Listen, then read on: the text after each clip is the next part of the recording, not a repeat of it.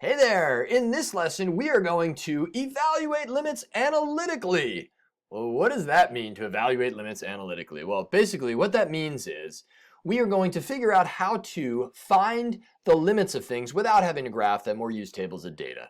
Let's check it out. The age-old wisdom says in doing limits, simply always begin with direct substitution. I'll refer to it sometimes as direct sub if I'm feeling hip.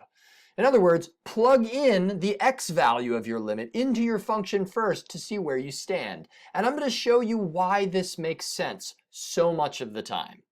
So if we take the function x squared minus 5x minus 6, and here you have conveniently the graph of x squared minus 5x minus 6. We're taking the limit as x goes to 5. So what we're going to do here is very simply just plug 5 into the function. So that's going to be equal to 5 squared minus 5 times 5 minus 6.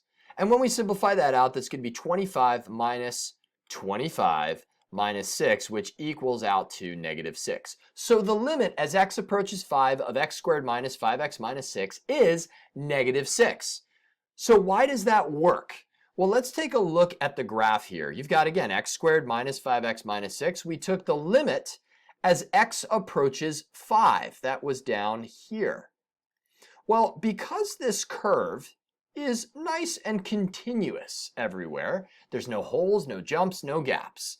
That means that the y value we're going to approach from both sides of x equals 5 is the very same y value we would get if we were to fly directly to x equals 5 and say, hey, what's that y value?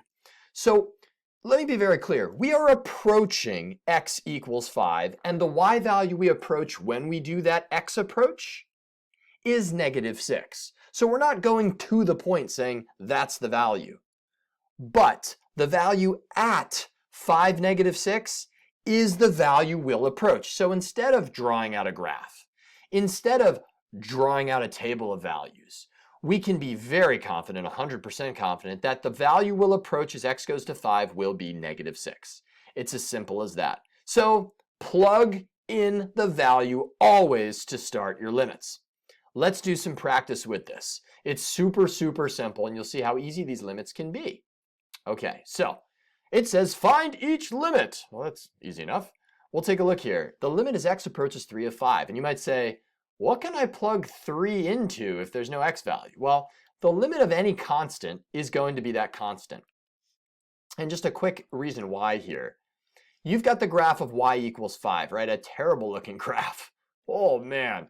But it works. It's a horizontal line, right? So as we approach a value of 3 from both sides, the y value is going to be 5 the entire time, right? We're going to be at a height of 5 the whole time.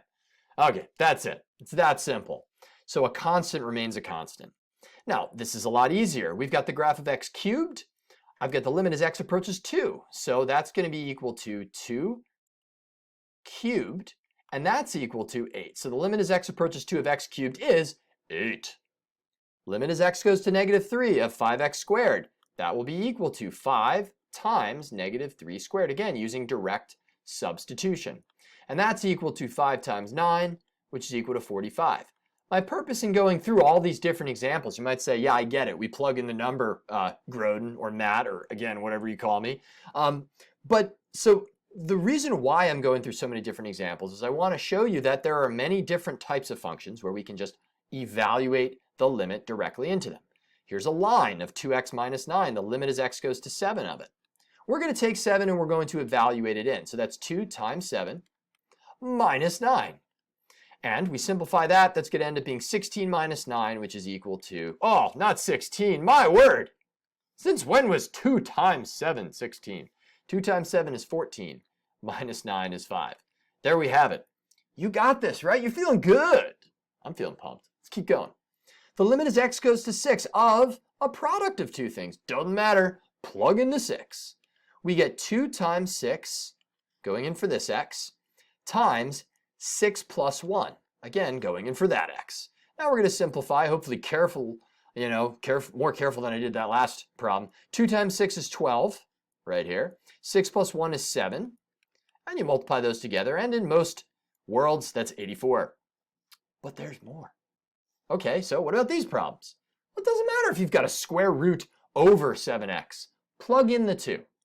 If we get out a nice number, right, some kind of finite value, we've got a limit. So you've got the square root of 2 minus 1 all over 7 times 2. So this would be the square root of 1, which is 1 over 14. So 1/14 is your limit. And that's very important, what I just mentioned.